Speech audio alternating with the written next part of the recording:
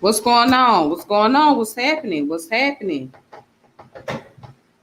What is happening? Hey, Vinyasa, how you doing? Peace. Peace, peace, peace. You guys, I'm here today because we got to ask several questions. We got to ask questions. We got to ask questions as far as what is it about the system that a person loves so much, that they admire so much, that they cannot see the injustice that's taking place. They cannot see the heinous crimes that's happening. What is it about the system that you love so much? I just need to know. And we still ain't gonna have no conversation around critical race theory. Oh, we not gonna talk about that. We're gonna make excuses. Well, we're not gonna have that conversation. So let's look at what happened to Leonna Hale versus the Buffalo shooting and in Texas. So let's give a recap. So the Buffalo shooting, right? It happened about 2 weeks ago, where a white guy goes up to a grocery store called Tops. Well, most of the people that were shopping were older people, and some were young, but for the most part, it was older people. They wasn't doing anything. They wasn't bothering him. They wasn't thinking about him. They was minding their own business. They was just going in there to shop and just going about their business. And what did he do? He walked in there. As a matter of fact, he drove from where he was from 4 hours to get to that location.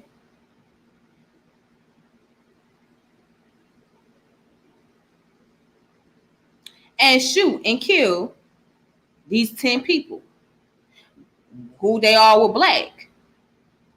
But I guess there's some people who thinking they ain't racially motivated. And there are those who know that it is. And what makes matter even worse, this guy came out with a manifesto. It was said to be that he had copied someone else's information, but he came out with a manifesto and said what he wanted to do and why he wanted to do it, right? Then you got the shooter in Texas at the elementary school that walked in there, a Hispanic male. He walked up in the school and shot and killed 12 or 13 innocent little children and a couple of teachers.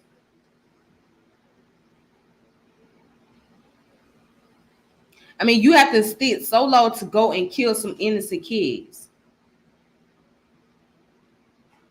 And then just recently, we're going to talk about Charleston, West Virginia.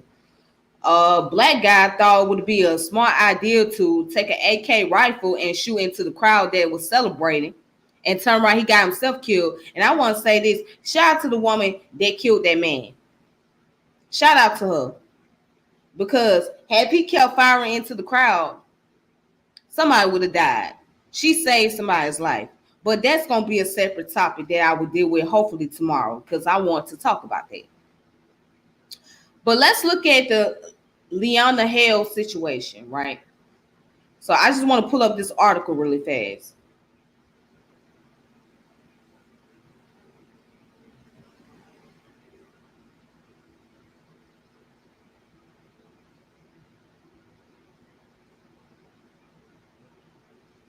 So this has been on the news for the past couple of days. I don't know why there is no nationwide coverage on this. I don't know why.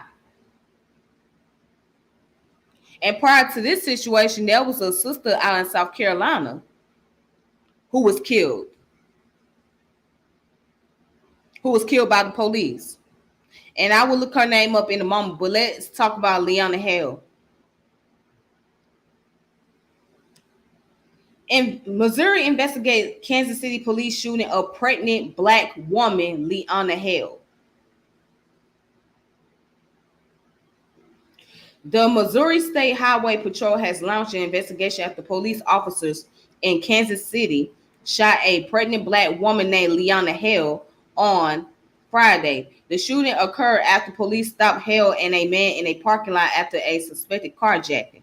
An eyewitness said police initially asked Hale to get on the ground, but she said she couldn't because she was pregnant. After police began approaching her with their guns drawn, she tried to run away. An eyewitness posted a video describing the aftermath. I stopped here to get some gas, y'all, and to get some ice cream for my kids, y'all. And my son just watched this. My 1-year-old son just watched this. My 10-year-old son just watched this. My 13-year-old son just watched this happen. The man ran. She was finna cooperate. She got scared. She ran down there. They shot her 1, 2, 3, 4. And well, actually, she was shot 5 times. Okay, so let me speak on this for a moment. I just want to say something. If anybody that justify a police officer shooting an unarmed pregnant woman 5 times, you gotta be one sick ass motherfucker. That's all I gotta say. You gotta be one sick bastard. You gotta be one sick ass bastard. If you justify a police officer shooting a pregnant woman 5 times unarmed, if this woman was surrendering, and of course she can't get down on the ground because guess what? When you're pregnant, you're not supposed to lay on your stomach. You're not supposed to lay on your stomach because you can damage the baby.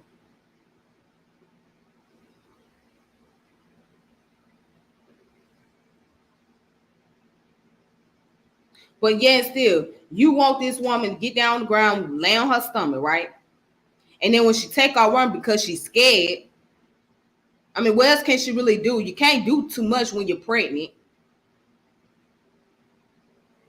because you got to take consideration that you have a baby. But if you try to do too much, then you could put the baby in danger, right? So she did what she would normally do. In her reaction, she was scared. She would run because she don't know what to do. She don't know what the hell is going on. She was scared that they was going to kill her.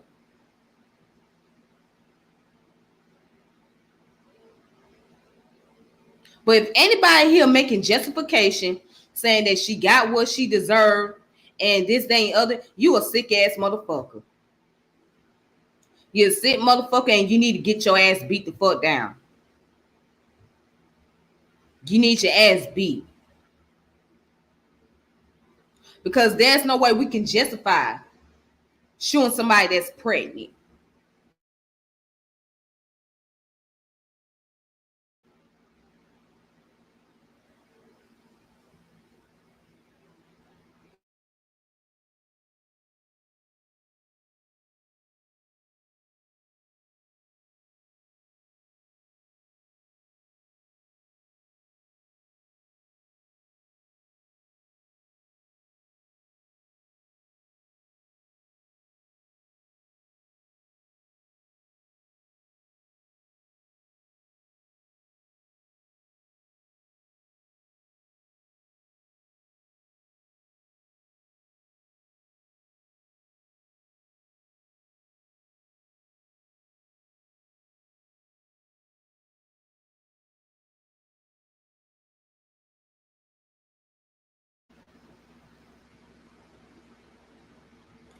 If we did that to one of them, it would be considered, you correct. It will be considered as double homicide. Now, from what I read, the young lady is in critical condition. She has broken her arm, and her lungs had collapsed.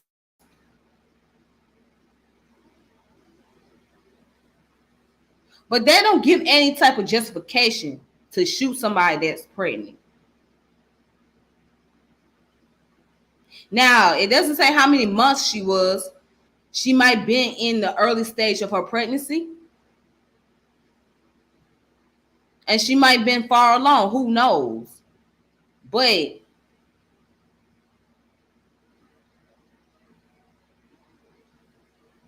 you tell me she deemed as a threat. So it's bad enough you can't walk around with your hoodie on. You can't walk around with your jogging pants on. Gotta be careful wearing certain stuff. So now you gotta be careful. Be careful if you're pregnant and you're a black woman. Cause it seems like now you deem as a threat. I feel for the black women that's out there that's pregnant right now. I really feel for you.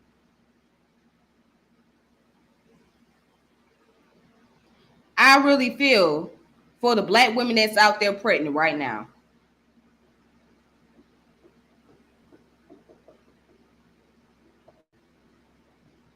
I feel for you.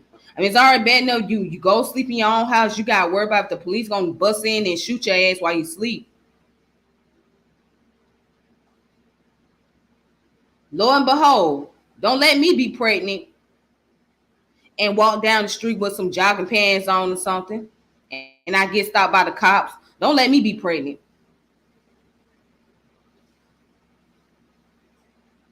This right here makes you not even want to have kids.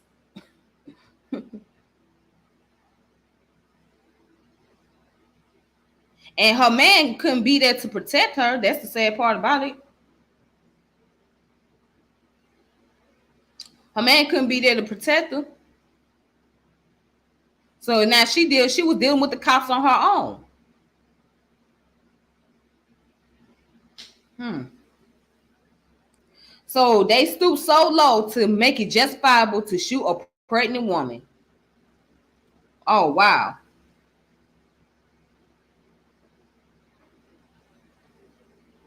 I'm trying to figure out what more could she do.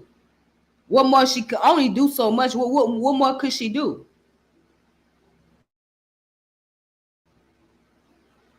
What more could she really do?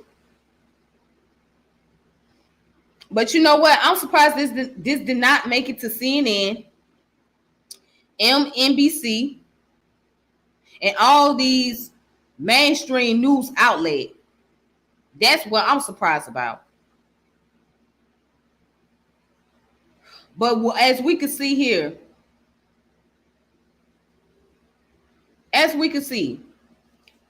the Buffalo shooter, he came out very peacefully. They peacefully put him in handcuffs.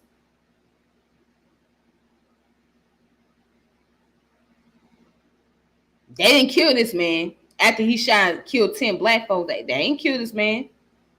They ain't give him a headshot, nothing. He just came out there peacefully.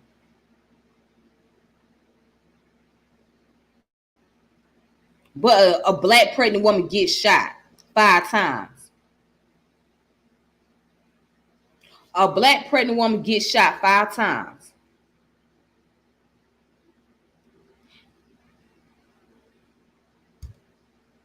And then on top of that, you can lose a significant amount of blood. If you lose a significant amount of blood, that can even affect your life, or that it can affect the baby's life, because you don't have enough blood in your body to keep your body circulating and function the way it needs to be.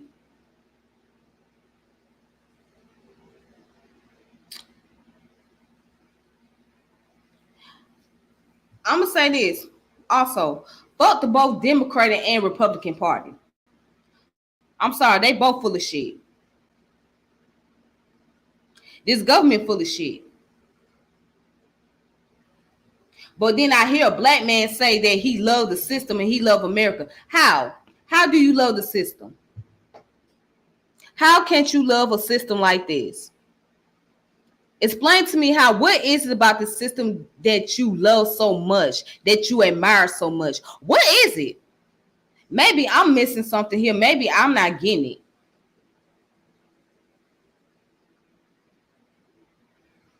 What is it about this system that you love so much? I'm trying to figure out what is it about this government system that we supposed to love so much as black folks. And black folks should be outraged about a lot of things, especially what happened in Buffalo. Black folks are not outraged about that. I guess we done got too complacent, huh? I guess we got too comfortable with a lot of shit. I guess we just got too comfortable with it. It's nothing. But we showing the hell can get ready to go to war with everybody else, right? We go to war with each other. We showing the hell can go to war with each other. We showing hell can be outraged about what happened to Freddie Gibbs out there in Buffalo, the rapper. He got jumped. We can be outraged about that, but we can't be outraged about what this white boy done did, huh?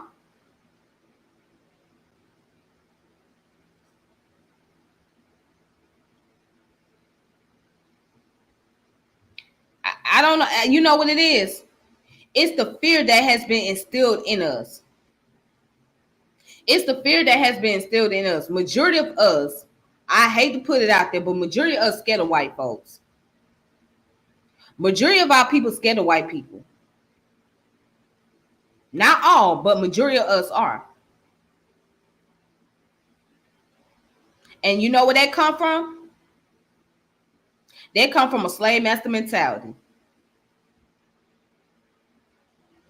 That comes from a slave mentality. That's been passed on down from generation to generation. That has not been broken.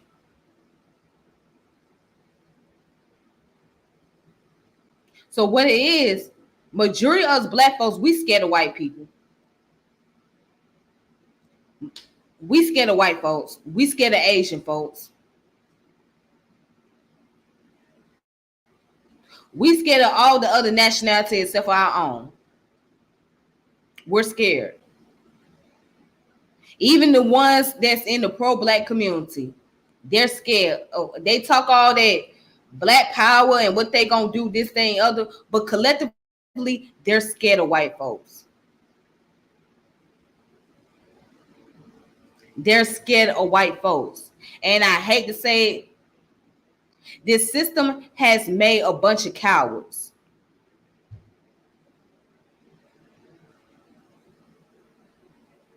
It has made cowardice out of black men and cowardice out of black women.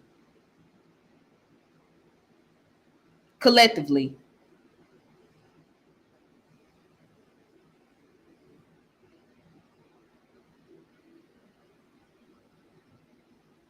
Not to mention they slow played saving them babies in Texas during the school shooting. Oh, I heard about that. I heard how the police took their precious time to go and save those kids. I heard about that. So the question remains, how can't you love a system and you don't want to talk about critical race theory? I hear so much criticism about critical race theory, and I'm going to continue to talk about it to my final breath. Well, critical race theory bring about militia and teach black people how to be militant. Oh, in what way? Does it teach us how to analyze things and pull back the layers and look at the problem, the initial problem of things? That's what you're worried about? But you worry about black folks being militant? Well, I hate to break the news, but most of the mass shootings are not done by black people. When we talk about these schools and grocery stores, most of them ain't done by black folks.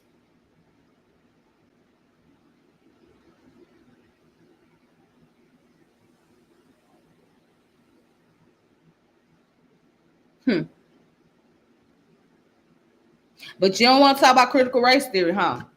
Because, you know, critical race theory means that you got to get to nitty gritty and bring about accountability and really pull back the layers and talk about the origin of history. We still living out history to this day. It's just that we in the 21st century and things are done in a more settled manner.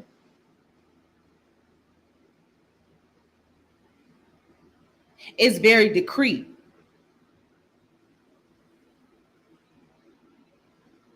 That's how it's being done. But we still live in a post-racial society, post-slavery society, post-Jim Crow society. That's the society that we live in. We're dealing with the aftermath. We're dealing with the effects from all these events that have occurred throughout history with our ancestors, but people don't seem to get that. Let's go ahead. Let's look at the sister out in South Carolina.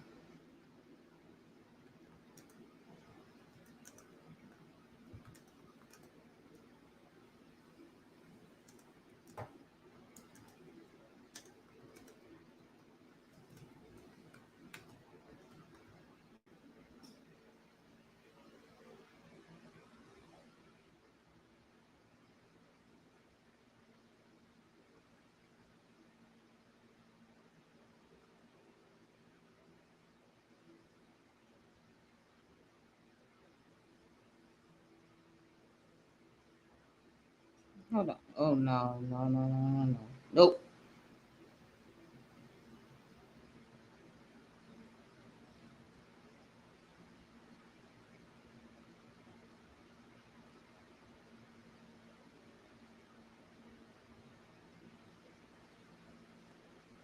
All right, so let's look this up.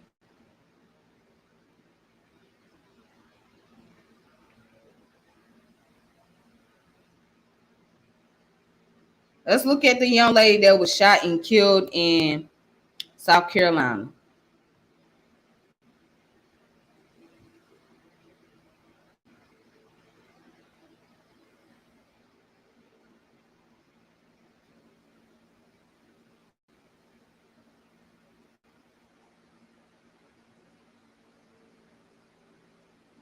Family of woman shot by deputies want better protocol for people with mental illness. The South Carolina Law Enforcement Division is investigating an officer-involved shooting that killed a young woman in Lawrence County. The shooting happened around 8 p.m. on Saturday, May 21st on Old Stable Lane in Lawrence, according to Lawrence County Sheriff's Office. SLED said deputy shot an armed woman who later died at the scene. The woman was later identified as 26-year-old Kyla Shannon Gary. In a press release on Wednesday, Gary's family and attorney said Kyla suffered from a mental crisis at the time of the shooting. We're told Kyla called 911 saying someone was breaking into her home, but no one was actually there. Instead, when deputy arrived, the attorney said Kyla came out of the home with a sharp object and then pulled a projectile device that looked like a gun. The family's attorney said this was not a case where deputy did anything wrong, but instead this is part of a bigger problem. The family want a better protocol on how to respond with people with mental illness. One thing they're suggesting is a voluntary registry. Let me tell you something. Law enforcement don't care about mental illness. They don't care if people suffer with mental illness. They can care less about getting them some help. They could care less about following the protocol.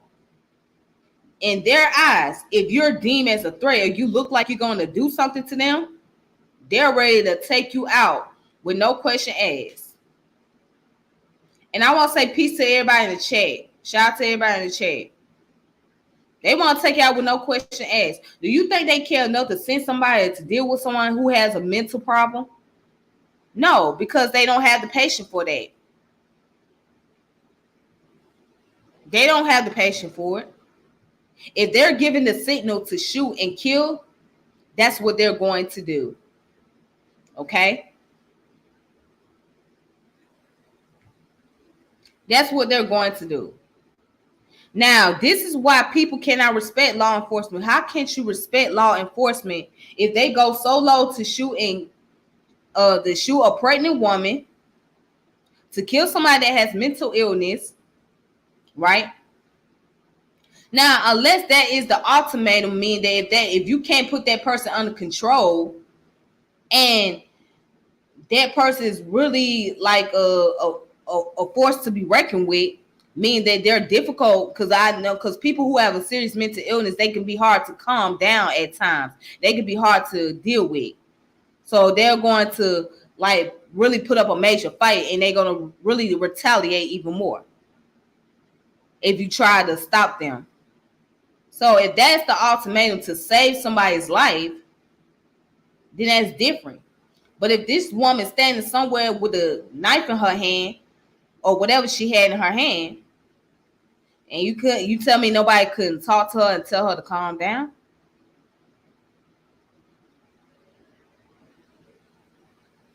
I mean, I don't know. I don't know what to say. But I'm still messed up behind this pregnant woman getting shot 5 times. Dang. Now you don't feel safe as a black woman being pregnant down the street. You better look over to the left and make sure that the police ain't watching you and don't think anything suspicious about you. They might be thinking that you might be trying to hide some weapon drugs up in your t-shirt somewhere, because they see now like that.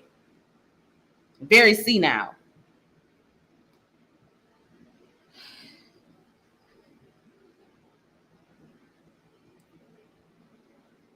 My thing is, I'm gonna say this: we not gonna get justice anytime soon. I don't see it happening, but people are convinced that there is no discrimination, there is no injustice. They think because the bills was passed in the past, right? The bills came out in 1964, 1965 to eliminate certain laws and certain rules that brought about segregation, whatnot, that they're totally free. No, you're not totally free. You don't live in a total freedom society. There's no such thing as free will. I'm going to be honest with you. Free will is an illusion. You may have willpower, but you don't have no free will, because you only have a limitation of what you can and cannot do. And if you go beyond those limitations, then it may cost you. It may cost you your livelihood. You already, it's bad enough that this is the most ridiculous thing to me. You can't write out the word white in certain contexts. You can't say the word shoot. You can't talk about the word suicide.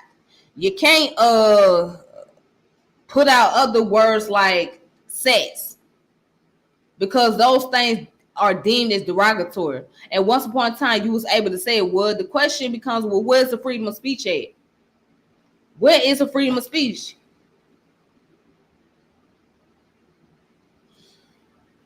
Where's that at?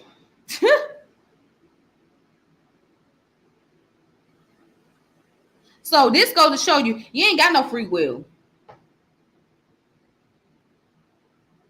You ain't got no free will like you think.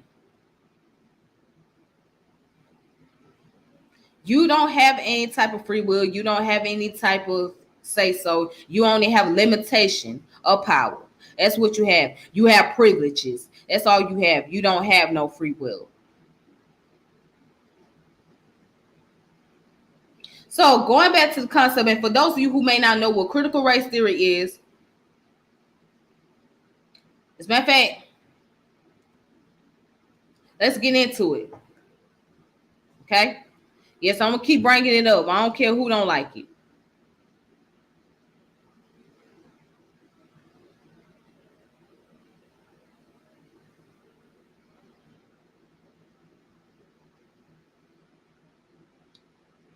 You know what? Let's look up, why are they banning critical race theory in America?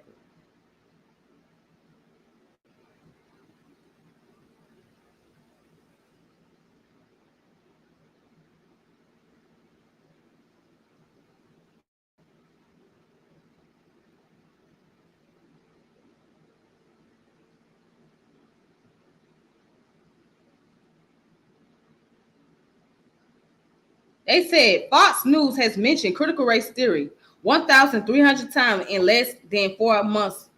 Why? Because critical race theory has become a new boogeyman for people unwilling to acknowledge our country's racist history and how it impacts the present. To understand why CRT has become such a flashpoint in the culture, it is important to understand what it is and what it's not. Opponents fear that CRT admonishes all white people for being oppressors while classifying all black people as hopelessly oppressed victims. These fears have spurred school boards and state legislatures from Tennessee to Idaho to ban teachings about racism in classrooms. However, this is a fundamental problem. These narratives about CRT are gross exaggeration of the theoretical framework. The broad bush that is being applied to CRT is puzzling to academics, including some of the scholars who coined and advanced the framework. It says CRT does not attribute racism to white people as individual or even to an entire group of people. Simply put, critical race theory states that U.S. social institutions such as the criminal justice system, education system, labor market, housing market, and healthcare system are laced with racism embedded in laws, regulation, rules, and procedures that lead to differential outcomes by race. Sociologists and other scholars have long noted that racism can't exist without racists. However, many Americans are not able to separate their individual identity as an American from the social institution that govern us. These people perceive themselves as the system. Consequently, they interpret calling social institutions racist as calling them racist personally. It speaks to how normative racial ideology is to American identity, and that some people just cannot separate the two. There are also people who may recognize America's racist past, but have bought into the false narrative that the U.S. is now an equitable democracy. They are simply unwilling to remove the blind spot obscuring the fact that America is still not great for everyone.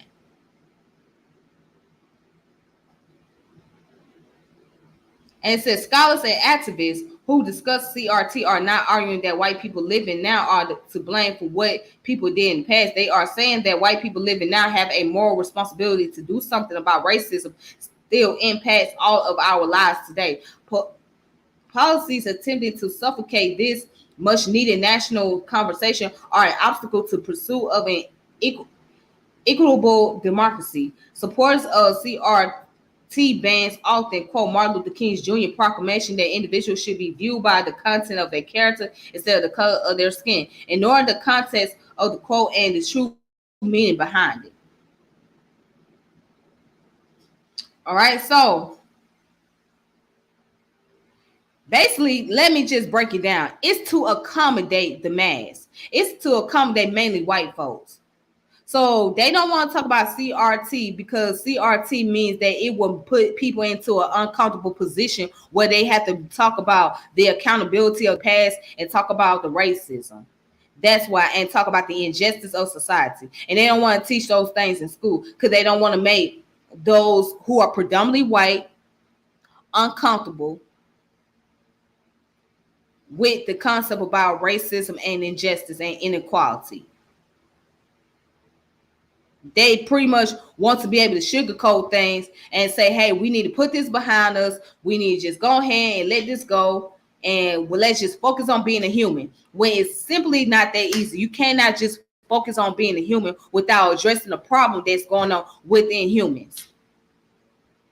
If you can't address the problem that's taking place within the human culture and the people and try to come up with practical solution and not just a bunch of talking points, but just practical solution which will help make the environment better, then you become the problem. You become part of the problem. And the reason why you be the problem because you internalize and you shy away from these things. And this is one of the reasons why critical race theory is in existence, because you're challenging, well, what is the true purpose of America? What is the true intention? Are we really a democracy? Are we united one nation? What is it? How the damn Pledge of Allegiance go? Shit. Are we one nation under God? Are we one nation under God?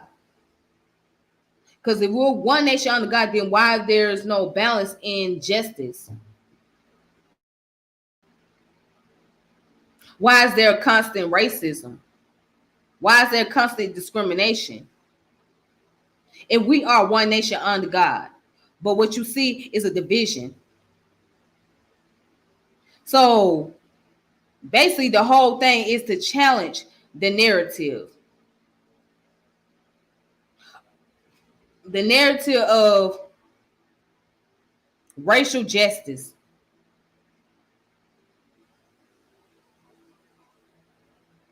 But we don't want to talk about, we don't want to have those conversations.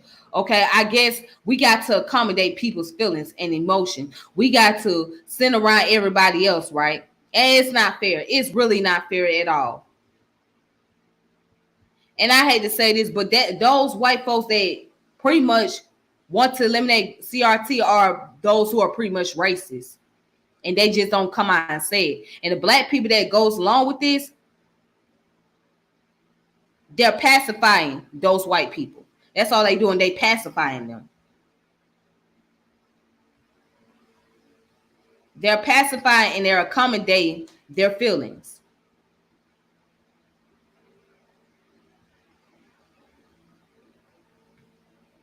It would take another 500 years to get rid of American racism.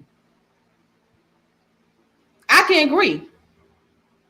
It might, and it might take longer than that. It might take longer than that. Because see, we're just fresh out of the Jim Crow era. We're fresh out of civil rights era. Okay? We're fresh out of slavery. Slavery ain't been that long ago. Slavery ain't been that long ago. Jim Crow ain't been that long ago. Our grandparents, right? And our great grandparents lived through that shit.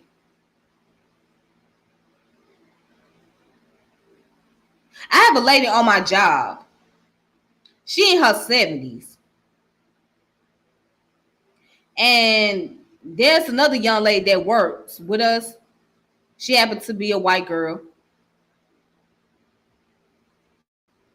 And she has some type of feeling towards this white girl. There's something about it that she don't like. It's the type of vibe that she's giving off to make people feel like she's not trustworthy.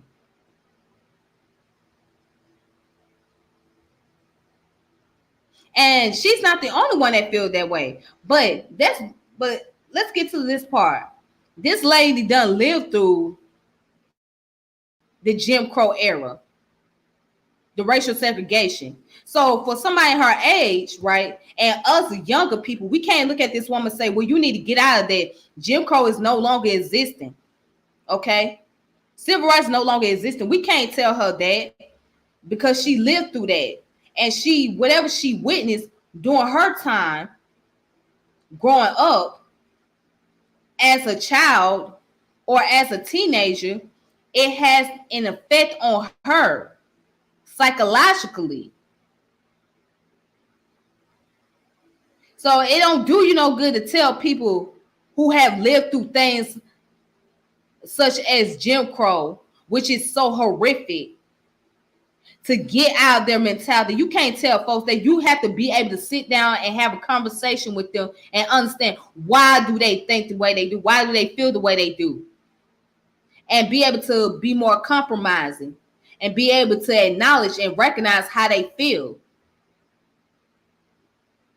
and see what they've been through.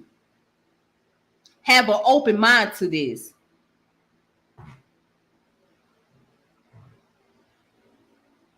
You got to be able to have an open mind. If you don't have an open mind, then you're going to continue to think that this person is just backwards and something wrong with them. No, you just don't understand because you ain't lived what they lived through.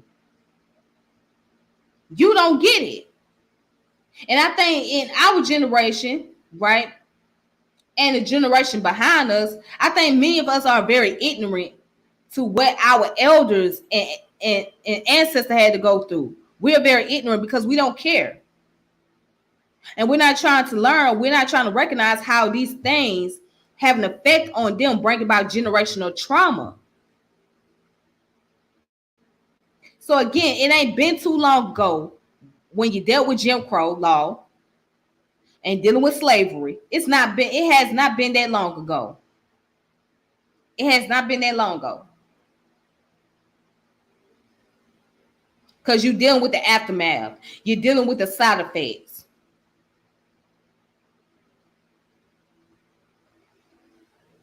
And whether you believe it or not, it does affect you. It affects you. You think it don't, but it does. I keep telling people, and I'm going to keep recommending this book right here. I'm going to keep giving book recommendation. And this is one of the reasons why I do, because I think that if we start reading more, we'll be more comprehensive. We'll be more comprehensive. Let me put up the name of this book.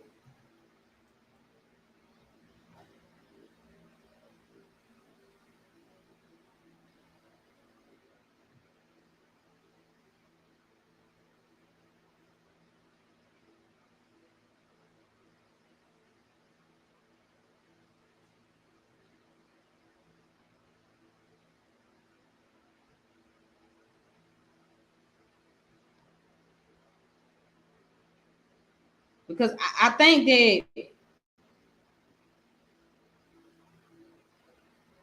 actually I want to put up two names.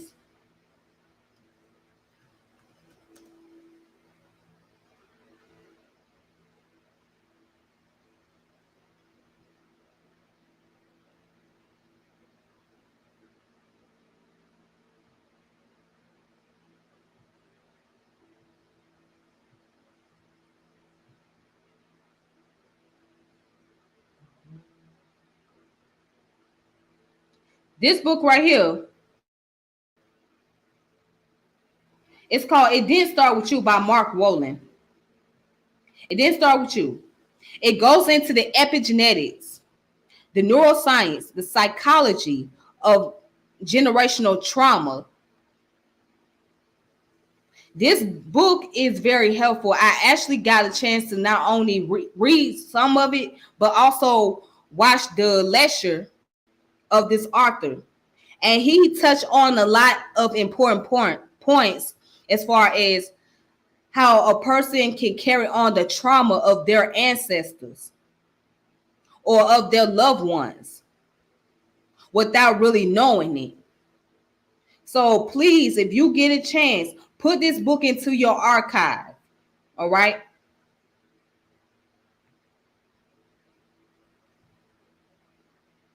And here's another book that I think you guys should check out. And I love this lady right here. The Post-Traumatic Slave Syndrome. We need to really check this book out. The Post-Traumatic Slave Syndrome.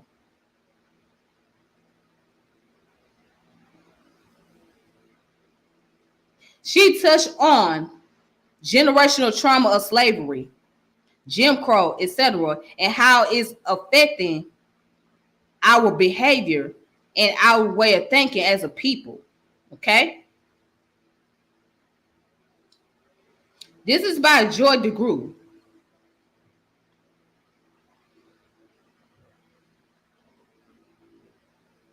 Hold on, and let me look up another one.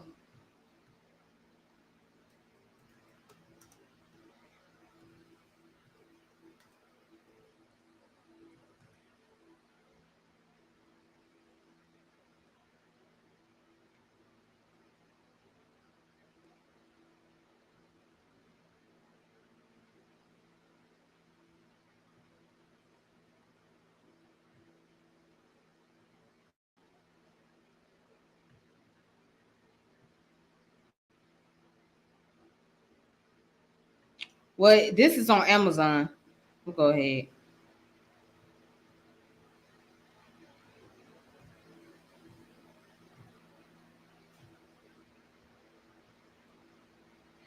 All right, so this is another book that we need to get into, The Social Life of DNA.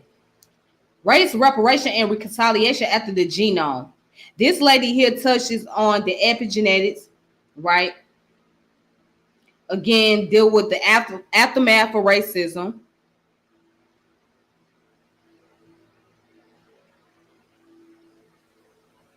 I mean, this is neuroscience here, okay? You're dealing with neurology, neuroscience, and biology. I mean, it's not just a social thing.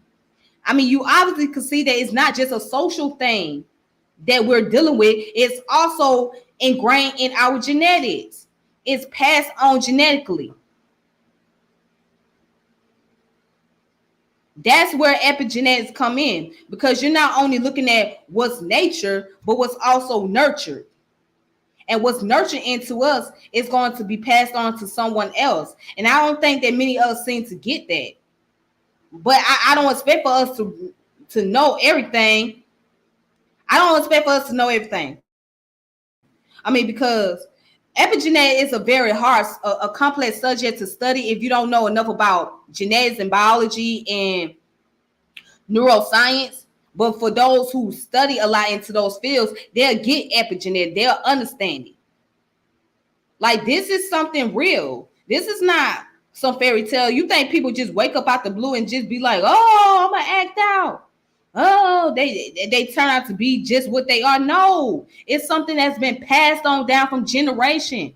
Generational trauma is real. Generational trauma is real. It's not just a social thing. It's also a genetic thing. It's passed on down in the genes. Let me ask you this. Why do you think when a woman is pregnant, the doctors tell her not to be stressing so much? Why do you think the doctor tell her, do not stress so much, do not call yourself to be angry, do not yell so much, this thing? Do you know why? Because she can pass all that stress and all that anger down to the baby, and the baby can feed off of that and carry on those traits. It can affect the baby's health. That's how real it is.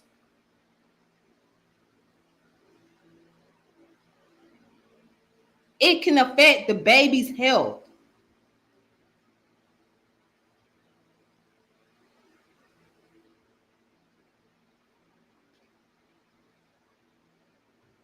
Oh, I forgot to mention Bobby E. Wright word. Yeah, I forgot to mention. I actually I had got a chance to read some of his work back in the day. Let me put him up. I'm glad that you brought his name up.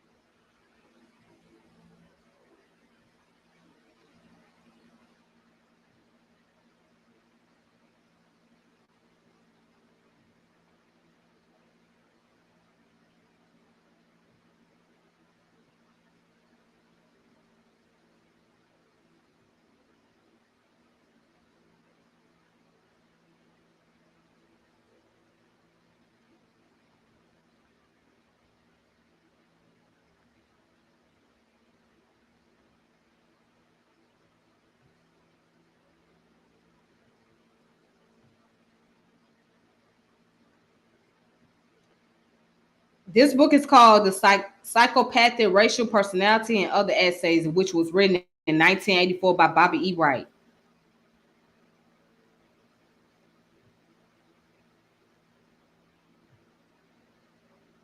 It's we really got to start really. I strongly recommend us paying attention more to psychology.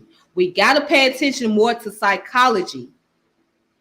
And it seems like psychology is so overlooked at a lot because it's not as entertaining. Well, guess what? It's not meant for entertainment. It's meant for educational purpose. Everything's not going to be entertaining. Everything's not going to be pleasing to the eye.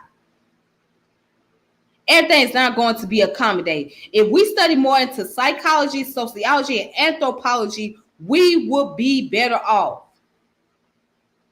But these fields are so underrated in our community. We don't really pay attention to them. We do not. We overlook them. We overlook the work of Dr. Amos Wilson, Dr. Naeem Akbar, Dr. Bobby E. Wright, Dr. Joy DeGruy, Dr. Edwin Nichols.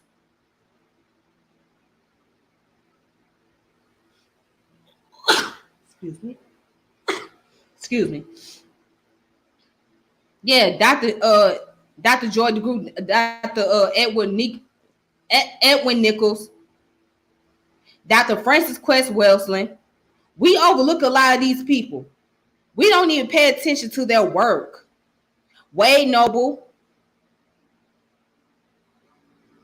um, Dale Jones. It's a long list. Dr. Gerald Horn. I don't even think Dr. Gerald Horn is a psychologist, though. Let me see.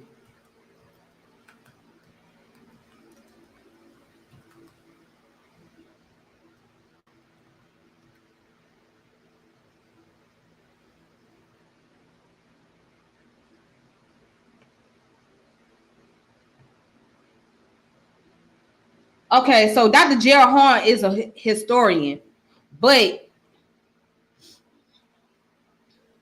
yeah, Dr. Gerald Horn is a historian. But anyways, he has a lot of work. I mean, I have gotten an opportunity to listen to him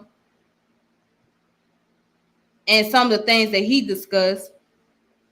So, but we overlook the work of these individuals. W.E.B. Du Bois, we overlook his work. Franz Fanon, we overlook his work.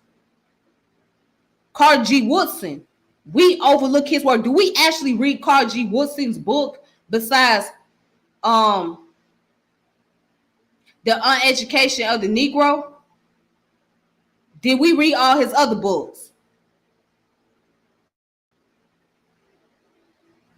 It's a lot of things. We really got to study psychology. As Black folks, we really got to. That's the first thing we should study. If you're going to get into this knowledge yourself and you're going to get into the liberation about yourself, you should not just be the first thing. This is my recommendation, okay? This is me saying this. The first thing should not be studying ancient Kemet and studying crystals, studying chakras and kundalini.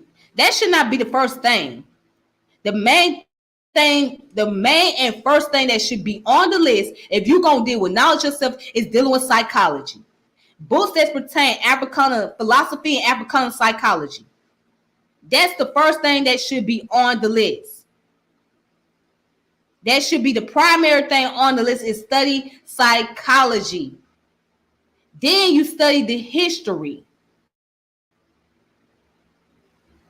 And when I'm not talking about the history of the ancient Egyptian, but the history of those from Central West Africa and the transatlantic slave trade. That's what we should be. That's what you should be studying if you're new to this knowledge. Okay, psychology first, then history, then the anthropology, then everything else come along. Because you really got to get a thorough understanding of your behavior and your environment, and why the people in your environment act the way they do, and how your environment is affected by certain social issue and political issues, etc. That's what you got to study there. Oh, also Kobe Kaban. That's another one. Kobe Kaban. A lot of people don't look at his work. Kobe Kaban.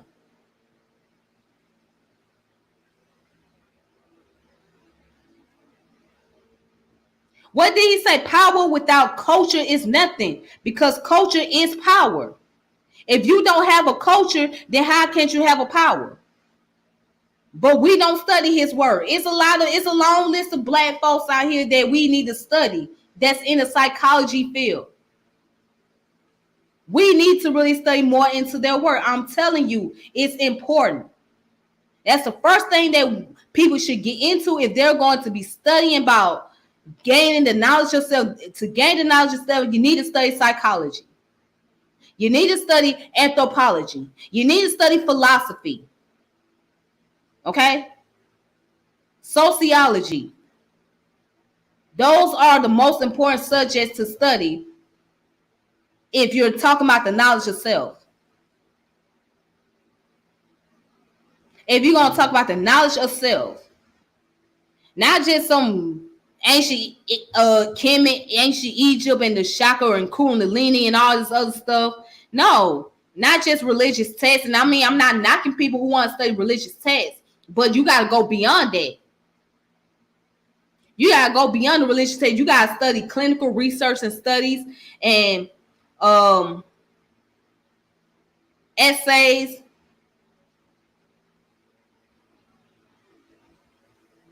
And you got to join some type of political group, social group. Study the social movements. So study some of these political movements and how they went about to address the issues. This is just me giving these type of recommendations. All right? Because I think these things are necessary. They need it. At this point, they're needed. In this day, in this day and age, it's needed.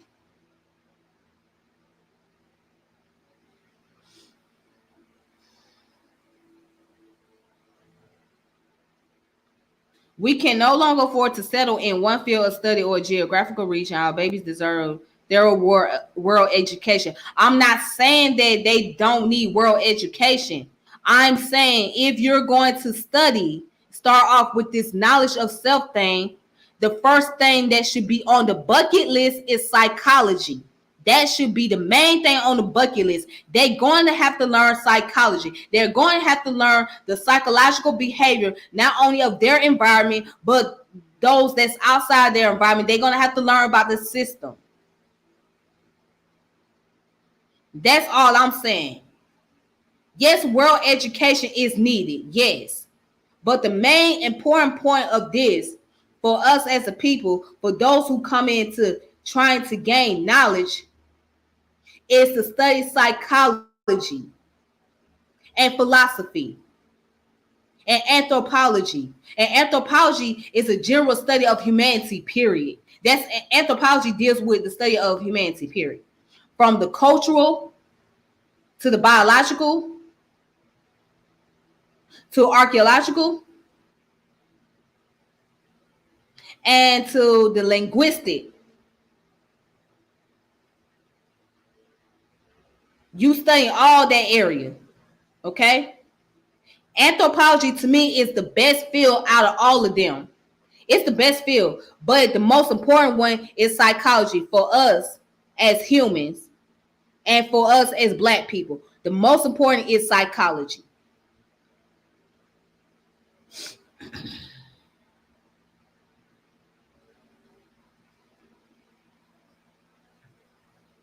Seems like we still the only group who don't study others, and that hinders us on the global stage of human affairs. Yes, there are. You're right. There are those who don't study others. You're right about that. But at the same time, it would be better to start off with yourself. Once you start off with yourself, then you can take it to the global area. You know what I'm saying? But you got to start off in your environment and learn the history at your home, right? Once you start learning that history, then you can gradually start studying other people's history. I believe that knowledge is universal. Yes, you got to have universal knowledge. But you got to have a beginning start. And your beginning start is with yourself and with your history and with your community, with your environment and with your culture. And then you gradually go from there.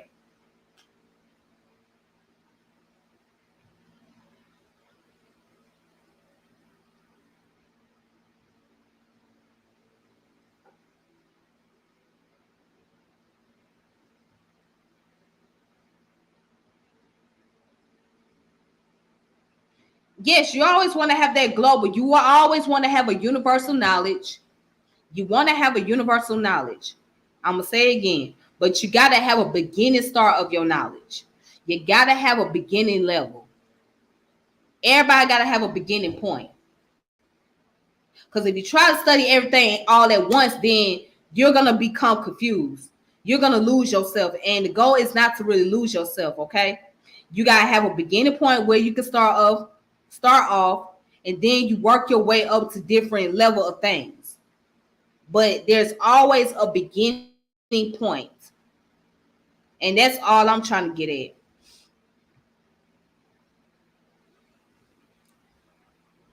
So, anyways, though, I just wanted to get that off my chest. And there's some more things that I'm going to talk about. There's some more things I'm going to talk about relating to social issues and current events. Okay. But yeah, this was just the main thing that was on my mind. Like, I was contemplating on this last night when I heard the story about Leonna Horn. I mean, Leonna Hale, not Leonna Horn. I'm thinking Lena Horn for some reason. But yeah, when I heard the story about Leonna Hale, I kept contemplating to myself. I kept thinking, how is it that a pregnant woman can be deemed as a threat to the police? How can she be deemed as a threat? How can she be deemed as a threat? What more can she do? How can you get away with shooting an unarmed pregnant woman? How can you do it? How do you even sleep at night knowing that you done shot somebody that's pregnant 5 times? How do you do it? And let's go back to my initial question.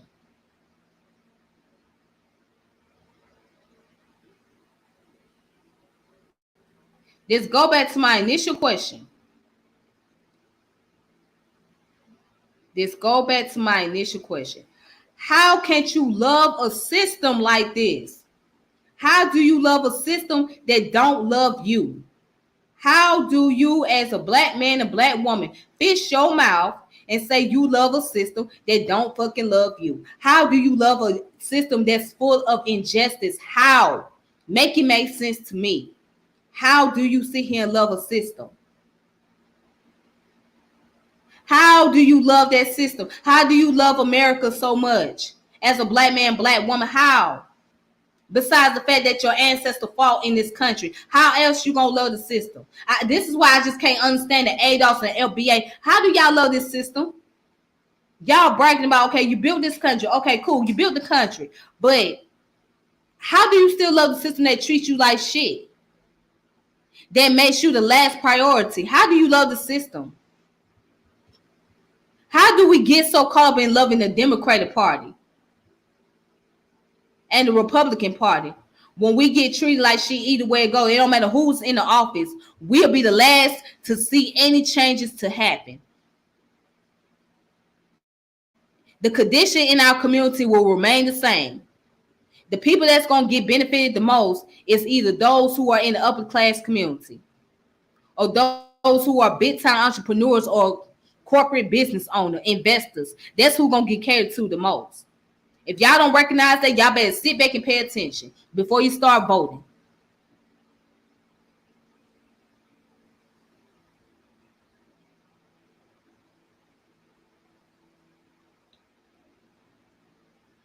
Shout out to Gullah Griot TV. Shout out to Gullah. How you doing today, brother? I gotta have you on here one day. So one day we're gonna have a conversation.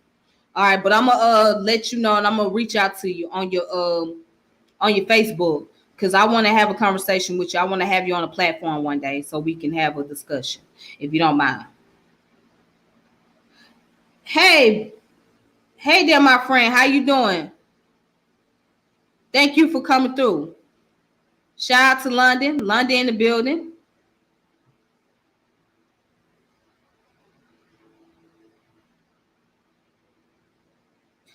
You know what? I don't want to hear that shit. I'm sorry. I don't want to. That's a bunch of bullshit. That's a bunch of bullshit. That's a bunch of bullshit. That's coonery talk. When I hear this, I think of coonery. That's that buffoonery talk. That's buffoonery talk right here. That's a bunch of bullshit. It's just, I'm gonna still ask that question, and whenever one day I ever come across him, I'm gonna ask him, how can't you love a system as a black man? Well, how can't you love a system that treats your people like shit, that puts you in the bottom of the class, that threw your ass in the ghetto? You didn't get thrown in the ghetto. Man, listen, it's so much I can go into, but I'm just gonna save it for another day. All right, because I'll be on here talking for 4 hours about a lot of stuff. So I'm going to save that for another day.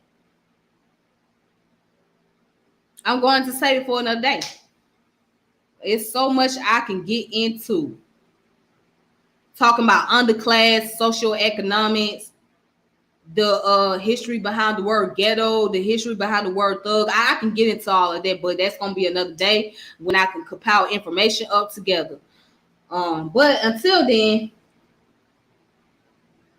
I'm gonna go ahead and close it out. All right, because I got a busy schedule, and I just wanted to talk to you guys and just wanted to vent my thoughts out on a lot of things. It's like this. It's not much that I can really do as one person, but one thing I can do is bring awareness to the issue and make a person.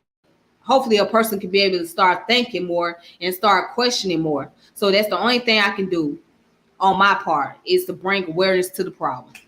All right. But anyways, you guys take it easy on yourself. Please be safe out here. And until next time, peace and power elevation be to all you beautiful folks. And thank you guys who have been subscribing to my channel, supporting my channel. I'm at the 600 marker. So thank you guys so much. It really means a lot to me. Okay. I really did not expect this much subscribers, but that goes to show that the support that I'm getting for my channel. Thank you. All right. Make sure you like and subscribe and share the channel and etc. All right. And have, if you want to have a discussion around this, that's cool. If you want to be able to make a video pertain to this subject matter or pertain to the talking points that I have, that's cool as well. Okay. All right. So until then, y'all be safe, and that's it. Take it easy. Peace and power and elevation. All right. Deuces.